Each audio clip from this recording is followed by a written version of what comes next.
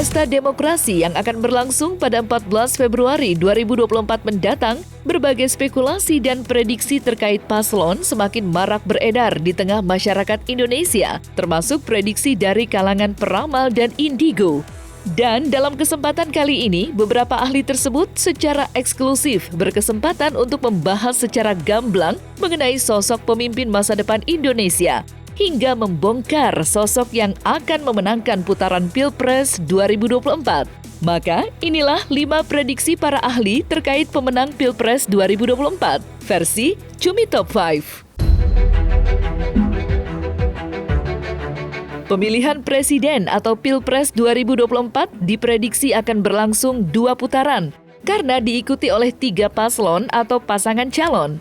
Seperti diketahui, ketentuan terpilihnya seseorang menjadi presiden dan wakil presiden adalah memperoleh suara lebih dari 50%, dengan sebaran sedikitnya 20% suara di setiap provinsi yang tersebar di lebih dari setengah jumlah provinsi di Indonesia. Hal tersebut pun turut diungkapkan oleh ahli tarot Madam Clarita. Dan dalam kesempatan yang sama, Madam Clarita juga sekaligus memprediksi persenan jumlah suara yang akan didapatkan dari ketiga kandidat calon presiden dan wakil presiden di Pilpres 2024. Dan inilah prediksi menurut Madam Clarita. Kalau aku lihat nomor urut 2 ya di sini ada kartu The World. Ya, ini untuk putaran pertama. Jadi kalau bertanya siapa nih yang mengungguli di putaran pertama, kalau aku lihat ini adalah nomor urut 2 ya, karena ada kartu The World yang mana mengartikan kesuksesan atau kelancaran atau kebahagiaan. Ini adalah kartu terakhir dari arkana tarot utama. Ya, jadi ini adalah kartu final. Jadi ini untuk putaran pertama. Pertama di sini ada kartu 7 tombak terbalik, dan untuk yang kedua di sini ada kartu 5 tombak yang tegak, dan yang terakhir ada kartu yang nomor urut 3 ada kartu Queen of Cup yang terbalik. Jadi gini, kalau aku lihat dari kartu-kartunya ya, kartu 7 tombak yang terbalik ini bisa menandakan baik ya, baik akan tetapi tidak cukup baik gitu. Nah, sedangkan kartu yang kedua di sini ada kartu 5 tombak. Nah, 5 tombak ini cukup kerja keras untuk memenangkan suara gitu. Akan tetapi memang banyak yang mendukung kalau aku lihat. Tapi ini masih juga belum oke lah istilahnya. Nah, yang terakhir kartu ratu yang terbalik ini bisa dikatakan kemungkinan ini nomor 3 oke gitu ya.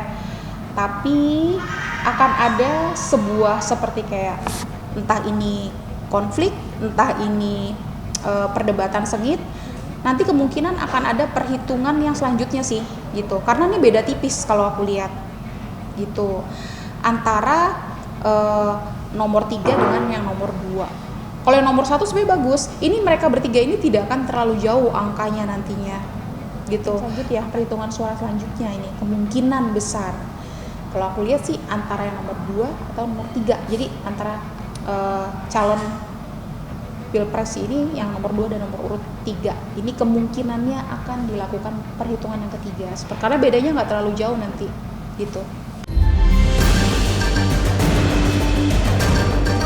Di sisi lain, dalam putaran Pilpres atau pemilihan Presiden 2024 yang akan segera berlangsung, tak sedikit publik yang khawatir akan terjadinya kecurangan dalam putaran tersebut. Terlebih, hiruk-pikuk Pilpres yang diikuti oleh 3 paslon atau pasangan calon kini semakin terasa panas, bahkan hingga menimbulkan perdebatan masing-masing pendukung.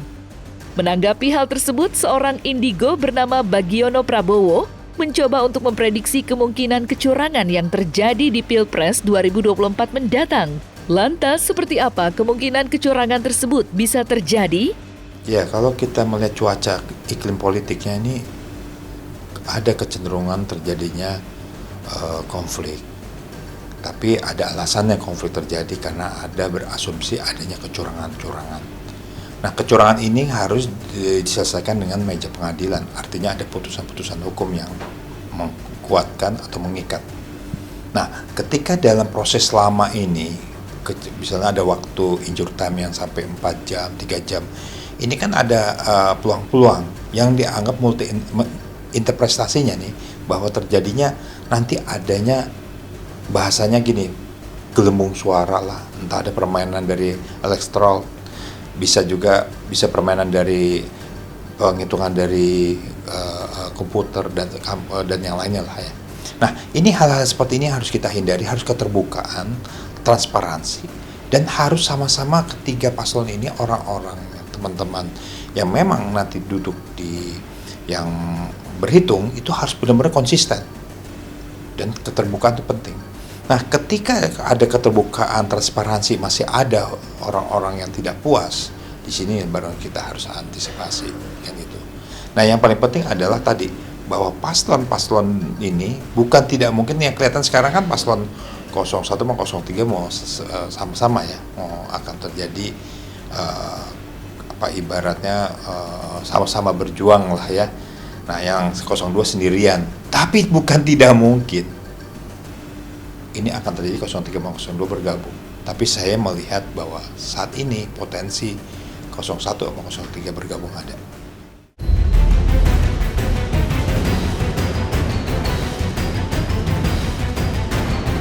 Sebuah video yang berisi ramalan kontroversial baru-baru ini menghebohkan jagat maya hingga viral di medsos, khususnya TikTok. Pasalnya, seorang pria indigo asal Bunian Aceh memprediksi bahwa salah satu calon presiden Indonesia tahun 2024 akan mengalami gangguan kesehatan, yakni stroke hingga tak dapat berjalan lagi. Selain itu, pria indigo tersebut juga turut menuturkan prediksinya mengenai sosok calon presiden yang akan memenangkan Pilpres 2024 dengan menggunakan kekuatan supranaturalnya. Dan seperti inilah prediksi orang Bunian tersebut. Tidak lama lagi pemilihan presiden Indonesia, akan ada salah seorang capres Indonesia nanti yang mengalami stroke, ya tidak bisa berjalan lagi. Itu aja. Jangan bingung dan jangan heran. Disimpan aja video ini. Kalau yang saya katakan tidak terbukti, ya akun TikTok saya ini akan saya nonaktifkan selamanya. Sekian, terima kasih, salam orang Bunian Aceh. Jadi yang saya lihat di tahun ini 2024 di Indonesia yang Bapak sebut ini tidak masuk, Pak. Maaf Pak ya. Yang saya lihat hati doa masyarakat Indonesia, aura terpancar di langit ada di nomor 2 dan nomor 1. Terang menderang sekali. Jadi di tahun ini hanya ada 2 yang nanti bersaing di 2024, yaitu paslon nomor 1 dan nomor 2.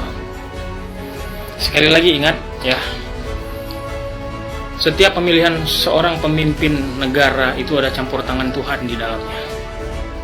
Mau securang apapun, mau dilakukan berbagai kelicikan apapun, tetap ada tangan Tuhan di situ. Akan menggunakan kekuatan bunian saya. Ini adalah kertas tisu kosong, tidak ada tulisan di sini. Saya akan lipat dan meletakkan di tangan saya. Siapakah yang tertulis nomor capres, cawapres di sini, dialah presiden yang akan menang. Oke, saya akan mulai. Bunian indigo, cakrawala, tunjukkanlah di mana ada semua kekuatan langit. Tuliskan nomor di kertas ini, nomor presiden yang menang di tahun 2024.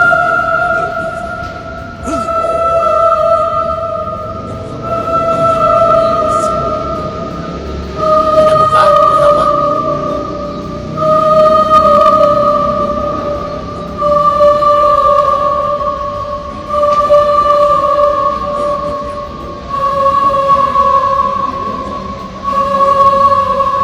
Nomor 2.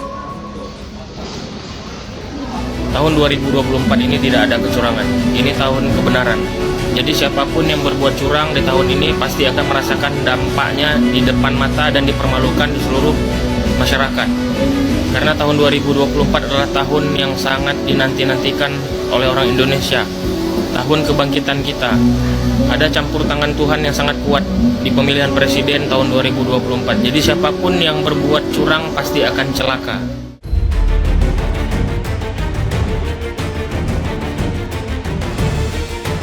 Berbagai prediksi mengenai Pilpres 2024 tampaknya kini menjadi buruan bagi sebagian masyarakat. Ya, bagi mereka yang penasaran mengenai siapakah sosok pemenang yang akan memimpin Indonesia selanjutnya, tentu akan menelisik lebih dalam bagaimanakah prediksi-prediksi para ahli. Dan dalam kesempatan ini, ahli tarot Nyai Dewi Rantian berkesempatan untuk memprediksi sosok pemenang Pilpres berdasarkan unsur dan tanggal lahir 3 kandidat calon presiden tersebut. Maka inilah prediksi Nyai Dewi Rantian. Dari tanggal lahir itu tanggal 17 Oktober 1951 itu punya Pak Prabowo.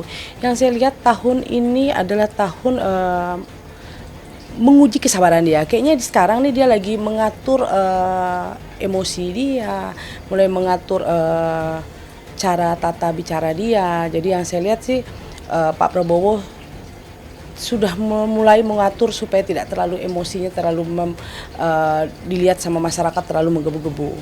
Yang saya lihat seperti itu, karena kan dia unsurnya logam. Karena orang logam itu semakin tua umurnya semakin bisa lebih bijaksana. Pak Anies ya, lahir tanggal 7 Mei 1989, orang tanah. Orang tanah itu adalah orang yang sangat berambisius. Ambisiusnya selalu berlebih-lebihan. Orang tanah itu seperti itu. Tapi gara-gara ambisius dia itu bisa membuat dia malah jadi jatuh, malah membuat dia jadi tidak begitu bagus.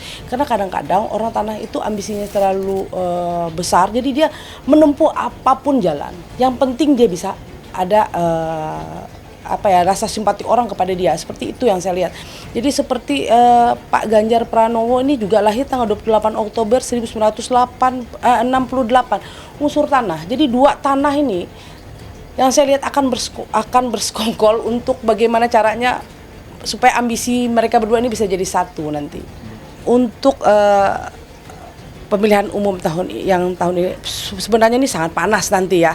Di saat mau puncak-puncaknya ini sangat panas sekali nanti. Dan setelah ada hasil pun ini juga akan ada dua kubu ini yang tidak menerima kenyataan bahwa mereka itu jatuh ya. Tapi dari semua yang saya lihat ya, kayak sifat-sifat Pak Prabowo ya, kayaknya sekarang sih dia merasa kayak di hari tua dia tuh kayak merasa ya udah deh, gue mau bantu buat masyarakat bagaimana sih bangsa Indonesia bisa lebih baik ke depan. Itu yang saya lihat. Tapi di dalam hati Pak Prabowo juga merasa kekecewaannya juga ada kepada orang yang dia rasa dia pernah membantu orang itu. Jadi dia merasa, tapi yang saya lihat Pak Prabowo agak sedikit lebih legowo. Tapi bukan saya pendukung Pak Prabowo, enggak ya. Ini saya membaca sifat orang logam. Nah, orang logam itu merasa semakin orang menjatuhkan dia, semakin dia bisa introspeksi diri. Itu orang logam. Semakin banyak celaan yang membuat dia, semakin itu membuat daya semangat dia tuh makin ingin menunjukkan kepada orang-orang, pada bangsa Indonesia bahwa dia akan berbakti betul-betul untuk Indonesia. Itu yang saya lihat. Pak Anies ini yang saya lihat dia harus di dalam pikiran dia pokoknya gimana caranya saya harus menang. Dengan menempuh apapun saya tidak peduli. Nah, jadi dia apapun kadang-kadang cuma satu kesalahan orang tanah itu, dia tuh kadang-kadang tidak pernah mau mendengar orang-orang di samping dia yang memberitahu dia. Sebenarnya orang-orang samping dia itu memberitahu dia untuk bisa lebih bagus, tapi kadang-kadang dia memakai inisiatif dia sendiri. Sebenarnya hampir sama lah dengan yang Pak Ganjar juga, karena dia kan orang tanah.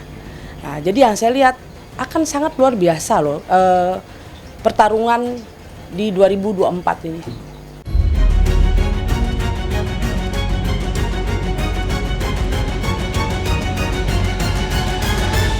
Setelah memprediksi berdasarkan unsur, pada kesempatan kali ini, seorang paranormal Ki Braja akan memprediksi pemenang Pilpres berdasarkan hitungan nama.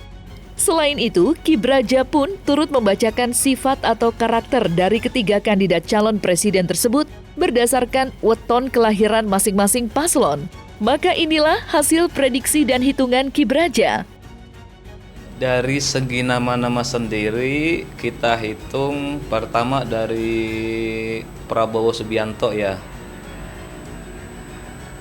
Prabowo Subianto sendiri jumlahnya sekitar 14, sedangkan Ganjar Pranowo 13, sedangkan Anies Baswedan juga 13. Nah, biasanya menurut dari jumlah huruf nama-nama itu itu sangat mempengaruhi juga di dalam hitungan-hitungan seperti ini.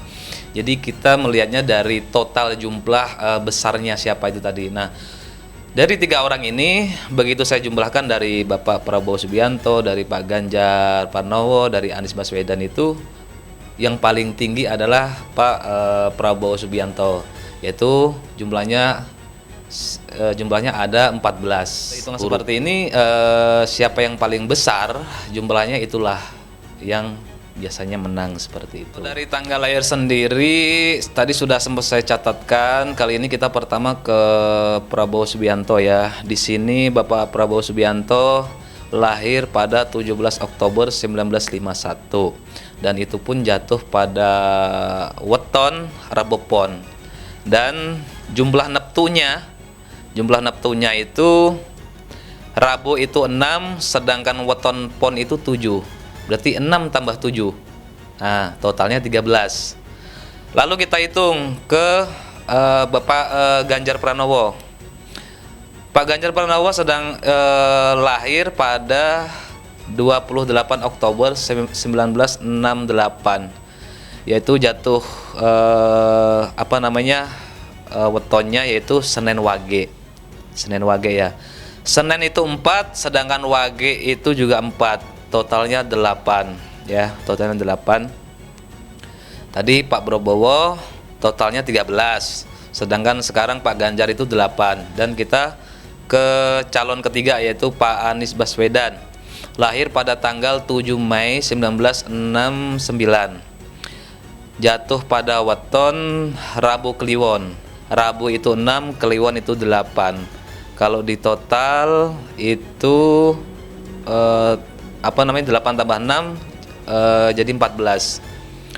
Nah, setelah kita hitung, ternyata yang paling tinggi di sini adalah Pak Anies. Nah, terus kita pecahkan lagi di dalam weton-weton ini tadi dengan watak hari sesuai hari lahir atau dari wetonnya.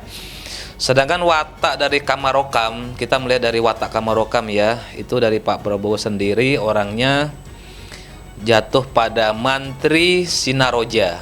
Mantri Sinaroja itu yang artinya baik, pangkat berwibawa, tercapai tujuan dan bahagia. Sedangkan dari Pak Ganjar sendiri yaitu tadi Senin Wage, itu jatuh kepada watak sesuai hari kelahiran itu Sanggar Waringin, yang berarti baik, berkembang, tentram, bahagia, dan memberi pengayoman. Dan yang ketiga dari Pak Anies sendiri tadi jatuh kepada weton Rabu Kliwon, itu jatuh pada watak harinya pada Kamarokamnya itu Nuju Padu. Nuju Padu itu artinya buruk, jumpa sengketa, tidak ada titik temu.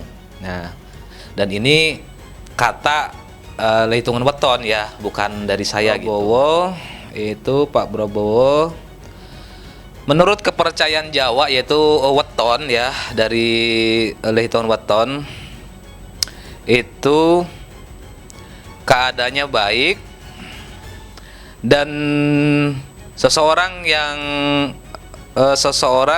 yang penuh wibawa dikarenakan dia itu suka merencanakan dan berhati-hati. Jadi mempunyai sifat yang berhati-hati dan waspada seperti itu.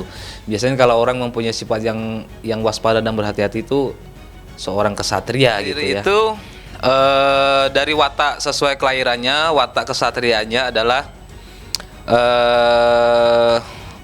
pemikir sejati dengan sikap lembut namun kurangnya tindakan. Dalam arti kemungkinan kalau bahasa kasarnya ini orang banyak merangkai kata gitu ya, namun untuk tindakannya itu kurang. Jadi itu pun baik namun suka sembrono.